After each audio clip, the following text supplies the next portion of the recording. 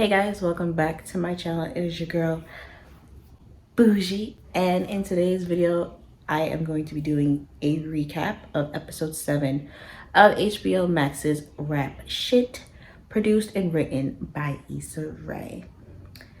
Now this episode,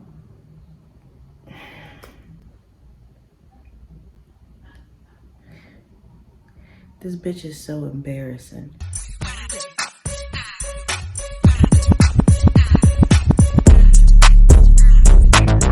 And the first, y'all know exactly who I'm talking about in a second. Just give me a second. So in the first scene, we see a montage of SHAWNA and Mia, you know, hanging out in the studio, working on their second single, which is Non-Badder, Nanbadder, two separate words. And again, it's like I said in my last recap, which if you didn't see, it will be up here also in the description box below. The links are there, so check it out. Give yourself some time, you know, after you liked, comment, and subscribe to the channel. Go do that, and you can come back. It'll still be here. Give yourself some time. But we see a montage of them in the studio doing their thing. We see that they are now on a Spotify playlist, which is really great. And they're excited. They're finally getting eyes on them. A lot of people are noticing that, you know, they're getting bigger, and they also created their own Instagram with each other. They don't have a rap name yet, but it's technically just called SHAWNA and Mia at the moment. So they're hanging out with Lamont in the studio, having fun. It's the standard third. The end of that montage.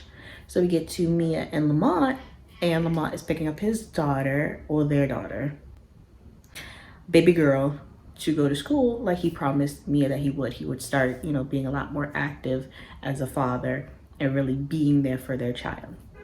And, you know, baby girl's excited because she really wants her parents together. Like, she loved all of us divorcee kids, or like kids that just had separate parents, dream. I mean, mine was fleeting. If I'm gonna say so myself, my dream definitely came and went. But, you know, she's adorable. She's still young. She really doesn't understand the complexities of a relationship. So she's like, Mom, Dad. And, you know, Lamont is actually still very interested, and you could tell he still really feels Mia. You know, if she wasn't hell-bent on the fact that, you know, she feels like he put music before her and baby girl, they probably would have been a thing. So, you know, he's like, you know, I got you, Mia, don't worry about it. I'm gonna take her to dinner. I mean, take her to school. What I meant to say was he wanted to take her to dinner if she was available. He wanted to have a little date. So she's like, you know, maybe, you know, after the show, because the show is today. So like I said in episode 6, Duke of Miami got them to do a debut performance in James Harden's party. So she tells him after the performance, if she has time and if she's not tired, sure, you know, they could do a little something tonight.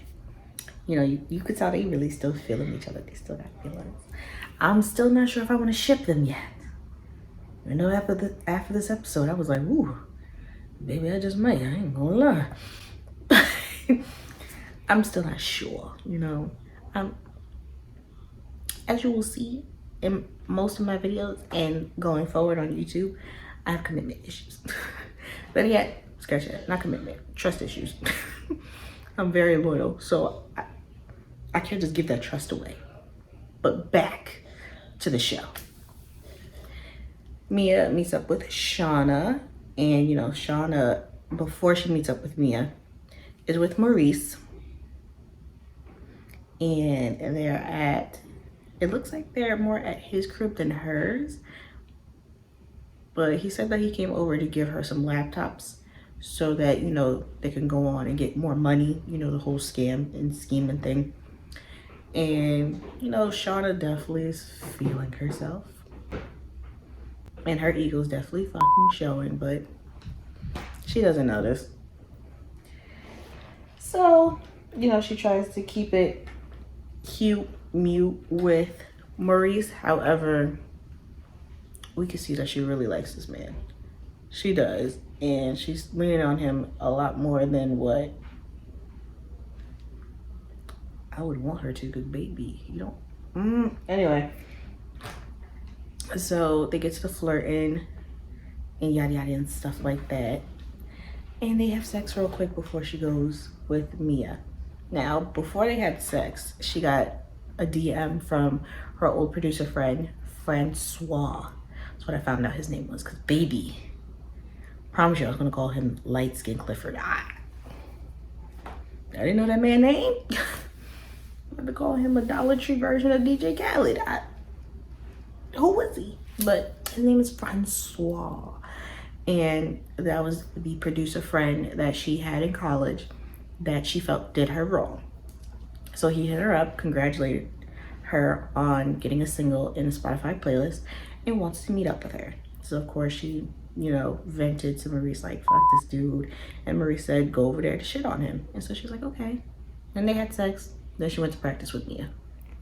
So Mia and her are practicing for the performance. They're doing their thing. You know, Mia tells her to go all out. So they do. You know, it was definitely a good performance. And, you know, well, good practice anyway. And Duke comes, gives them coffee, lets them know like, hey, this is a serious gig. Like, this is business. We about to do this, okay?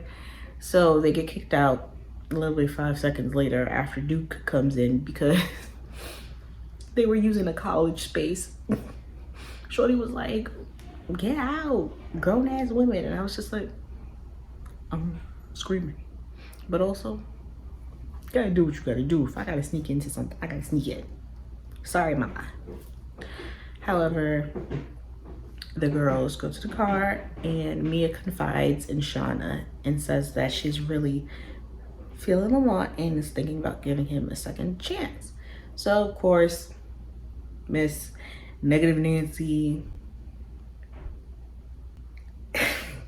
SHAWNA just pisses. She been pissing me off these past couple episodes. I ain't gonna lie. But she basically tells Mia like, hey, I don't think you should. Like, you know, he probably just wants you because you up now. Like, come on. Just go what you got. I was right about Fatima. But yeah, but your nigga just wasn't shit. But I digress.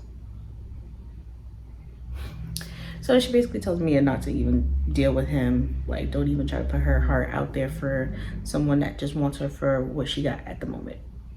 While she's texting Maurice. So you texting a known fuckboy, but telling your friend to not mess with her baby daddy no more, because he probably only gonna want sex. Okay. So the two split off, go, you know, their separate ways to get ready for whatever they need to get ready for. And SHAWNA tells Mia before they split, like, hey, I'm meeting my producer friend. What do you think I should do? So Mia's like, here's some Dior, baby, shit on him. So she goes to Francois, meets him. And, you know, she was trying to be late, but he ended up being later than her. And she was sitting there waiting. She better than me, because I'd have looked around, waited 5 minutes, and dipped. You ain't about to have me waiting. You not that special. But that's not me. I digress. But, you know, once he gets there, they hang out, they have a moment. You know, it's a little awkward at first. You could definitely tell it's awkward. Like, they trying to seem like they trying to outdo the other. It's very, I don't know, personally for me, I was like, girl, I could have sit there without like just being blunt and straight honest. But after a couple drinks, you know, they laughed a little bit about college and how shit was. And then the nitty gritty comes in. Ooh, excuse me, baby. So we finally get to see how SHAWNA feels. And she's like, you ripped me. Like, you ripped my whole flow. Gave it to a whole new Barbie. And had a nerve to not had a nerve to steal my song. Copy my whole fucking flow, word for word, bar for bar. And so he was like, steal your song? Girl, I never. What? If anything, he was kind of like, everything I told you to do to get there, you hated it, didn't want to do that, and now look at you doing exactly what I told you to do. So SHAWNA had to shut up, and she was over it, because she was just like, you know what, you ain't shit. You can't even be honest and say that you stole my song. And he's just like, you can't be honest and basically admit that to do everything you needed to do in the industry, I was right. You gotta be fake, like you gotta do all, you know, sex sells. It's the truth. And honestly, it is the truth. Can't even be mad. So SHAWNA leaves. She abruptly gets up, leaves, texts Maurice and like, I need to vent, I need to do this. Maurice is not texting her back at all. And I'm just like, what did you expect? Maurice is literally there to fuck, and that's it. So what if he gave you a new phone? He literally said it was for dick appointments.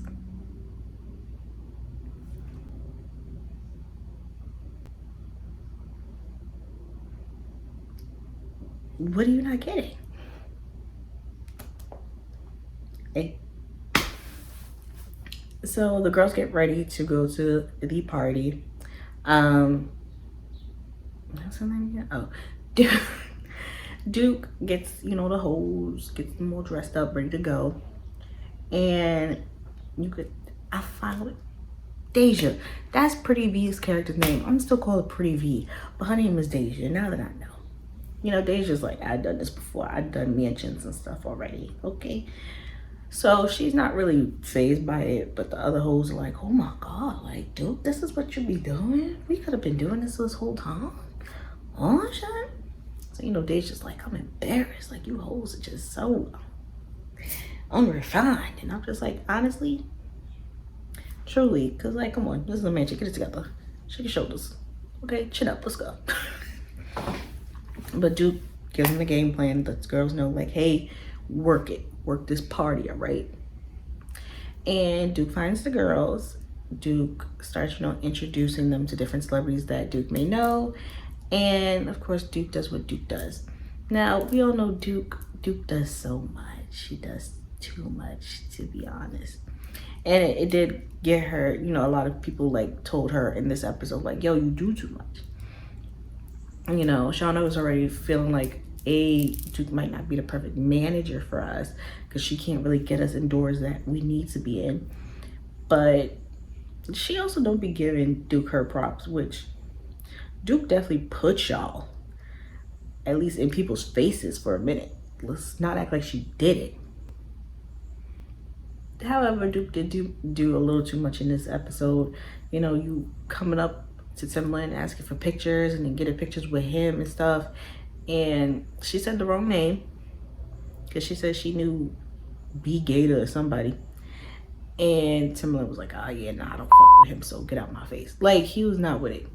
So he was just like, bro, like, this what we doing? Like, I came to party and chill. Like, nah, we can't have that. So the dude that Duke knew that invited her to the party and, you know, put them like, yo, chill. Like, you acting like a groupie. Like, come on now, you doing too much. So of course I put SHAWNA like, might not be the right manager for us. Cause you know, with the talk with Francois, he was asking her like, oh, how about marketing strategies? Like, did you do this, that, and the third? Are you doing this, that, and the third? And all she could really say was that we're thinking about it, you know, especially with the manager. So, she really didn't tell me exactly what went on with Francois. So she's kind of bottling and everything in. But again, her ego is getting to her. And she's like, oh my God, you know, this is the type of manager we need. She saw somebody famous. I ain't gonna lie, I don't remember that man's name. But something in my stomach was telling me something bad was about to happen. And I promise you, I get secondhand embarrassment so bad, like whether it be in real life or from a show, movie, I don't care. Like, I can't. When I know a character is about to be either embarrass themselves or get embarrassed, I'll be like, oh no, I can't do this. Now, with fighting scenes, that's a little different because like, should never been talking shit. But just you embarrassing yourself. I forget to embarrass, you know, get a secondhand embarrassment so bad. Like I have to turn off the sound and just watch it and read the subtitles, or like I wouldn't watch it, but I'll hear everything. One of the senses gotta go because I can't do all of it. But so Shauna and Mia go up to the manager that is known for managing Toby. Now, if you don't know Toby, he is I think UK rapper. No, he's not. He's a Nigerian rapper. Not Nigerian based, I don't believe, but he is a Nigerian rapper from Houston. And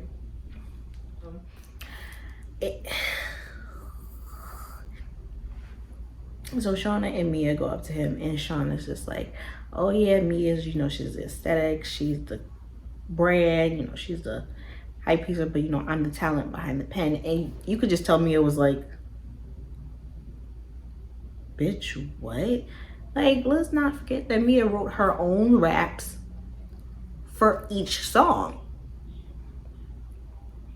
Even with Seduce and Scheme, she did the ad-libs and wrote her own raps. For Nan Better, she wrote the song before Shauna even got in, like, even put her pen to the paper. So the fact that you saying you the talent is kind of just like, bitch, what you trying to say? And again, this is what I'm talking about, ego. Shauna's ego was showing the fuck out, and that's what she gets. Even though secondhand embarrassment, it really burned me because I was red in the face, okay? And I'm dark skinned, okay? But, so Mia's kind of like, and the guy's like, okay, I'm gonna watch your performance. And she's like, okay. So again, the thing that Francois said in their meeting was really getting to Shauna, and I really wish she would just talked about it instead of showing her fucking ass, because she showed her fucking ass. So the girls get on, they get in their performance, they do the second single, the one that's on the Spotify playlist, Nan Better. And they did really well. Like the crowd was feeling them, everything honestly went really well. And then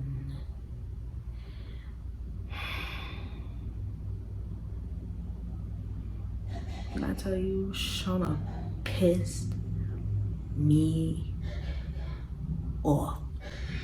Though she caused me embarrassment, she pissed me off too. Cause what? So she says that, you know, DJ cut the music, she needed a second, and then she just starts randomly rapping. And of course, the lyrics, you could tell like she's talking about somebody and basically trying to throw shots at Francois and his Iggy still as something Rain. We're gonna call her White Rain. No. So White Rain, like she was throwing shots at them, and of course everybody was like, girl, what the fuck? And you know, they had a time limit on the performance. So technically their time limit was for only the songs that they had. But of course Shauna went off mic. So, you know, Mia's sitting there, standing there embarrassed. And Duke is pissed. Like Duke's like, why would you do this? So Shauna's like, oh, what's wrong? Not seeing the consequences of her actions. And, you know, she gets on Duke after the stage and she's just like, oh, why didn't you tell me it was timed? Like, we could have, and Duke's like, are you fucking serious? Like, you knew that. You knew all that. So, you know, Shauna's like, oh, we need a better manager, and like storms off. And so Deja, back to the hoes. You know, Deja was working her mansion like she usually does. And the girls were all up on these guys and stuff. And so a dude comes up to Deja. So dude's like, hey, what's up? And you know, she's like, go ahead now, you broke.